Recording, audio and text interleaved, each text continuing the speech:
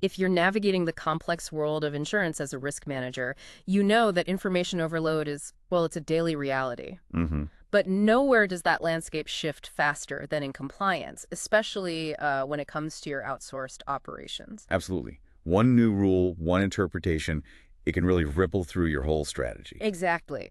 The regulatory landscape isn't just evolving, it feels like it's sprinting sometimes. Staying ahead, particularly for Solvency II compliance, it isn't just, good practice anymore. No, it's fundamental. Yeah. It really is fundamental to your firm's operational resilience and, frankly, its survival. And that's precisely why we're taking a deep dive today. We're looking into some incredibly timely intelligence. EIOPA's, that's the European Insurance and Occupational Pensions Authority follow-up report. It's on their peer review on outsourcing, and it just landed July 24th, 2025. Right. And our mission here really is to unpack the key findings from that report.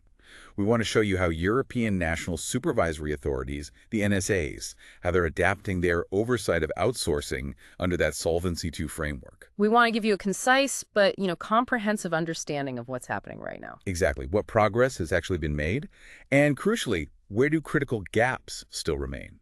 This is all vital intelligence for you, the risk manager, navigating this complex landscape. And this isn't just a snapshot, is it? This report, it's a follow-up. It's assessing 77 specific actions that EIOPA recommended way back in a 2022 peer review.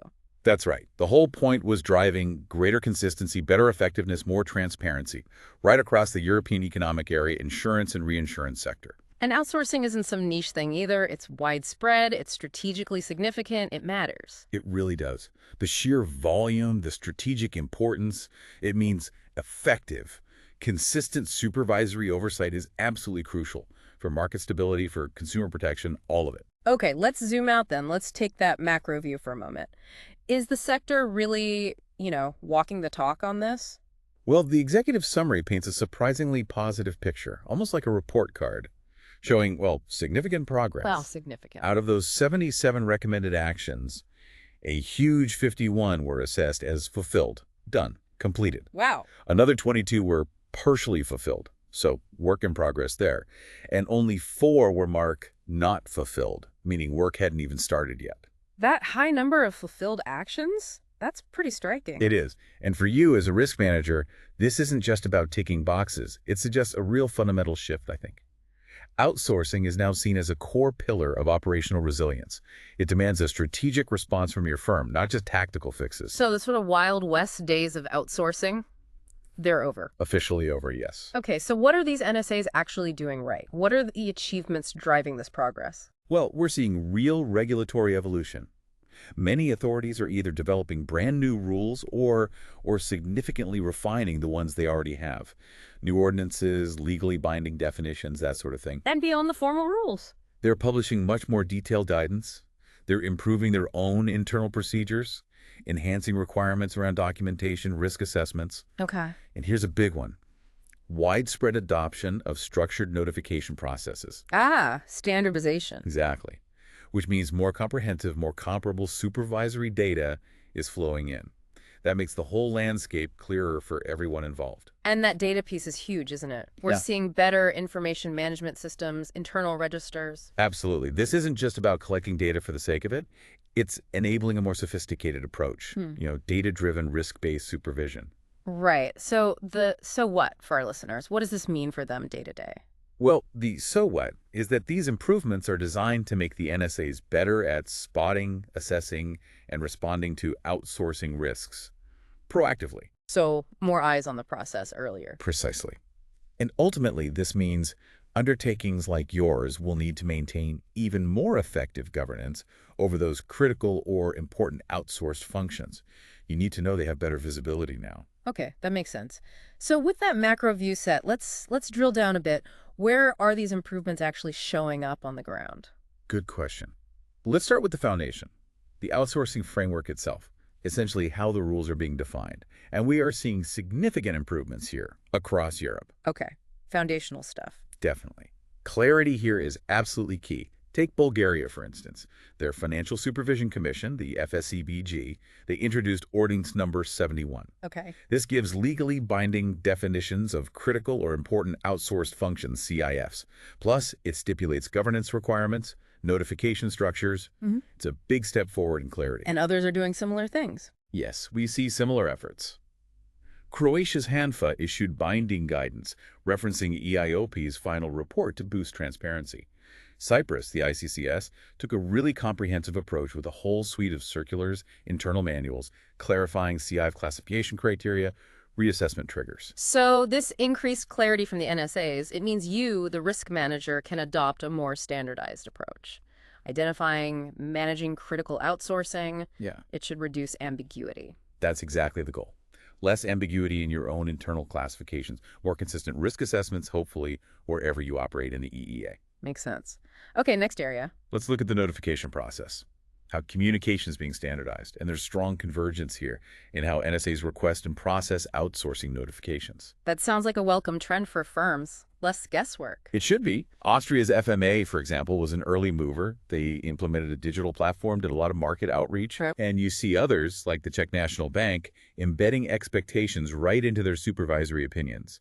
That increases transparency about exactly what info they need in a notification. Any other examples? Finland's 𝗵𝗡 has really integrated this. They've built internal checklists, tracking databases. It's all part of a broader supervisory ecosystem for managing notifications. So what kind of standardized information are we talking about here? What should you expect to provide? You should anticipate detailed requests, the scope of the outsourcing, the rationale, service provider details, including their legal entity identifier, the LEI. Okay. Also, a clear explanation of why a function is critical or important, summaries of your risk assessments, your due diligence results, and, importantly, compliance attestations with Article 274 of the delegated regulation. Article 274, that's the one covering due diligence and governance for critical outsourcing. Exactly that one. So it's quite a comprehensive list. It is a lot of details. So for you, listening, this means expect more structured requirements. Probably digital. Definitely comprehensive. The message seems clear. The burden is shifting. How so? Well, instead of just reacting to NSA requests, it feels like you need proactive, almost predictive internal documentation now. Your internal registers become your first line of defense, anticipating what the NSA might ask before they even ask it. That's a very good way to put it. Absolutely. And that leads us neatly into supervision at the notification stage, which is all about that proactive risk identification. Getting ahead of problems. Right. The trend shows increased supervisory focus on prevention, on risk-based supervision right from the start of the outsourcing lifecycle. That sounds like a pretty significant shift from just checking boxes after the fact. It is. We saw examples like Cyprus's ICCS implementing really granular internal guidelines for assessing notification content and due diligence structurally. Germany's BaFin has also improved their initial assessments with structured internal guidance feedback loops for their own teams. So the NSAs are better equipped to assess arrangements prospectively. That's the key word. Prospectively, rather than just reacting if something goes wrong down the line. For you, this is crucial. It helps identify and mitigate risks much earlier, before they become big, embedded problems. It's about front-loading the risk management effort. Okay, makes sense. What about documentation and information management? Well, the trend here is clearly towards developing dedicated tools to support data-enabled supervision of those critical or important functions. This is where that data-driven supervision really comes into play then. Precisely. This is where the rubber meets the road. Ireland's central bank, the CBI, is a great example. They developed an internal register, a database, to gather firm-specific outsourcing data. And what do they do with it? They conduct analyses. Powerful stuff on interconnectedness, concentration risk across the whole market. Italy's IVAS implemented a new IT procedure, RIE, to track arrangements with really granular details, provider country, tax code, enhances ongoing supervision. Any others? Hungary's MNB developed an internal report using business intelligence software. It helps them visualize concentration risk, analyze service providers, get market-level insights. So the message for you, the listener, is that your internal outsourcing registers the quality of your data. That's becoming critical. Absolutely critical. NSAs are clearly leveraging this information for broad macroprudential trends and for more targeted risk-based supervision of individual firms. If your data isn't clean, isn't comprehensive, you could be missing key signals or invite more scrutiny. Got it.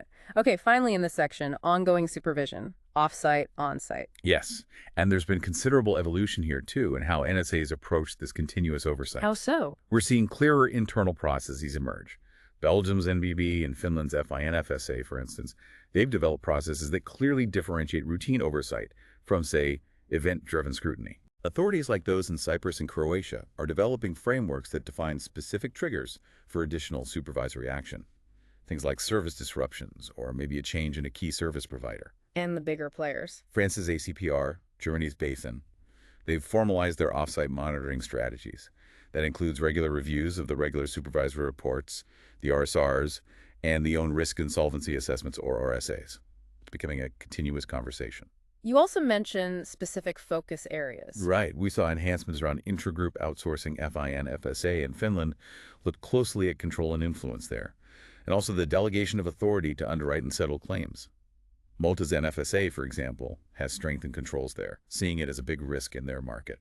Ireland's CBI used newsletters to clarify expectations. So for risk managers listening, expect more scrutiny beyond just the initial notification. Definitely. The expectation now is continuous monitoring. Yeah. KPIs, incident reporting, regularly updated RSAs.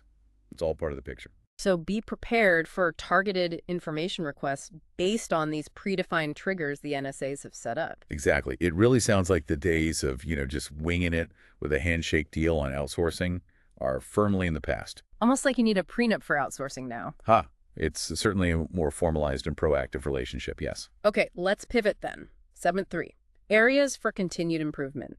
Because while the overall picture is positive, you said it's not perfect, there are still NSAs with gaps. Partially fulfilled, not fulfilled ratings. That's right, yes. While progress is good overall, some areas need more work. For example, Estonia's EFSRA, they were noted as not fulfilled on notification structure. Why? Because of incomplete basic information being gathered at that stage. Okay, so less structure up front. And they were also partially fulfilled for off-site supervision because they lacked defined triggers for asking for more information. That points to potentially less predictable oversight for firms operating there. And Sweden. Sweden's FI showed multiple not fulfilled ratings. Across their outsourcing framework, things like unclear criteria for CIFs and also their notification structure. What does that imply for firms? It implies a less prescriptive regulatory environment from that NSA, which puts more onus back on undertakings, like yours, to interpret the requirements without maybe clear guidance or standard templates. The ball is really in your court there. Right. Any others lagging? Spain's DGSFP also had several partially fulfilled and not fulfilled ratings, particularly around defining CIF criteria and elements of supervision at notification and off-site. This suggests they might still be relying more on case-by-case assessments rather than fully formalized risk-based procedures, which can be less efficient, maybe less consistent. And the Netherlands. DNB in the Netherlands was partially fulfilled in documentation and information management, mainly due to project delays in developing that comprehensive internal register. They need to properly identify concentration risks. So the big picture of these gaps, it sounds like off-site supervision is still pretty uneven across different countries. It is uneven, yes. Some internal procedures aren't fully embedded yet. The full rollout and use of supervisory tools still needs work in some places. What's the biggest challenge this creates for, say, a multinational firm operating across several of these jurisdictions? That's a critical question. If your firm operates across these different places, you just have to understand that the expectations, the level of clarity, it can vary significantly. So you might need to do more internally in some places. Exactly. In those less prescriptive environments, you might need to bridge the gaps yourself through even more robust self-governance. The report really underscores that supervisory practices just have to keep evolving. They need to be more dynamic, more coordinated, more forward-looking, especially as outsourcing itself keeps evolving. Okay, let's turn to the positive again then. Segment 4, best practices. What does excellence actually look like in this space, according to the report? Well, when it comes to communicating the outsourcing framework to the market, some real gold standard examples emerged. Like who? The Central Bank of Ireland, CBI, is highlighted as a standout. They use a really multi-layered strategy: discussion papers, guidance notes, stakeholder roundtables. They really work to communicate expectations and facilitate dialogue. Proactive engagement. Very proactive. They even specifically addressed emerging risks like concentration risk in cloud outsourcing and those tricky intragroup dependencies. It's almost a blueprint for how to do it well. That's impressive. Are others doing similar things? Yes, many others are actively engaging. NSAs in Austria, Germany, France, Finland, Poland. They're using conferences, thematic seminars. Others like Belgium's NBB, Bulgaria's FSC, Cyprus's ICCS. They're issuing formal documents, running open Q&A processes. All good stuff to keep the market informed. Okay. What about defining the rules for critical or important functions, CIFs? Who's the gold standard there? France's ACPR really sets the bar high here. Their insurance code lays out very detailed criteria for identifying CIFs. And crucially, it also specifies what does not constitute a CIF. Ah, setting clear boundaries. Exactly. Providing really clear boundaries for undertakings. That kind of explicit guidance massively reduces ambiguity for firms. Thankfully, the vast majority of NSAs are aligning with EIOPA's guidelines on system of governance for defining CIFs, so there's convergence. Good. And the structured notification process, who's leading? Here, the leaders mentioned are authorities like Belgium's NBB, Spain's DGSFP, France's ACPR, and Malta's MFSA. They're using detailed notification templates. They even require opinions from internal compliance functions, attesting that the notification is complete and compliant. Adding another layer of assurance. Yes, and they're also moving toward digital submission platforms. That enhances efficiency and makes comparison much easier for the supervisors. Makes sense. And ongoing supervision, particularly thematic reviews. Here, Finland's FINE-FSA and Poland's KNF were highlighted as gold standards. FINE-FSA did a thematic review specifically on intragroup outsourcing. That led to comprehensive risk mapping and improvements in board-level oversight at the firms involved. And Poland? Poland's KNF used thematic reviews to identify specific gaps in firms' due diligence processes and their monitoring of service-level agreements, SLAs. And importantly, they coupled these reviews with workshops to share the learnings across the industry. That sharing aspect is key. It is. And many other NSAs are also using or considering thematic reviews now. They recognize their value in spotting those sector-wide concentration risks or potential operational resilience issues. So for you listening, these best practices, they really provide a roadmap, don't they, for your own internal risk management, your compliance functions. Absolutely. They show you how the leading authorities are ensuring effective oversight, and they give you clear pointers on how you can proactively meet these evolving expectations. In essence, these are concrete examples of how to not just, tick the compliance box, but to actually excel in managing outsourcing risk, especially as regulators keep intensifying their focus under Solvency II. Precisely. It's about building resilience and efficiency. Okay, so let's recap our deep dive today. We've seen substantial progress across the European insurance sector. Supervisory convergence on outsourcing under Solvency II, it's happening. Definitely. NSAs are stepping up. They're becoming more consistent, more data-driven. That's a big win for clarity for everyone.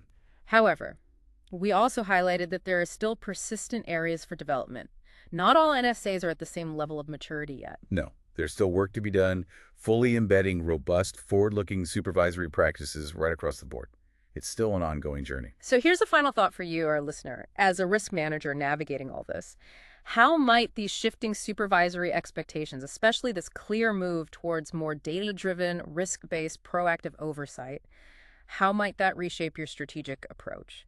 Your approach to managing operational risk in this increasingly interconnected, heavily outsourced insurance landscape? Yeah, it's worth considering how you can leverage these insights. Not just to comply, right? But to actually gain a competitive edge. Find efficiencies in how you manage risk. This isn't just about avoiding trouble. It's about smart, strategic risk management. We really encourage you to think about your own firm's outsourcing framework. How does it stack up against these emerging supervisory standards and best practices? Thank you for joining us on this deep dive.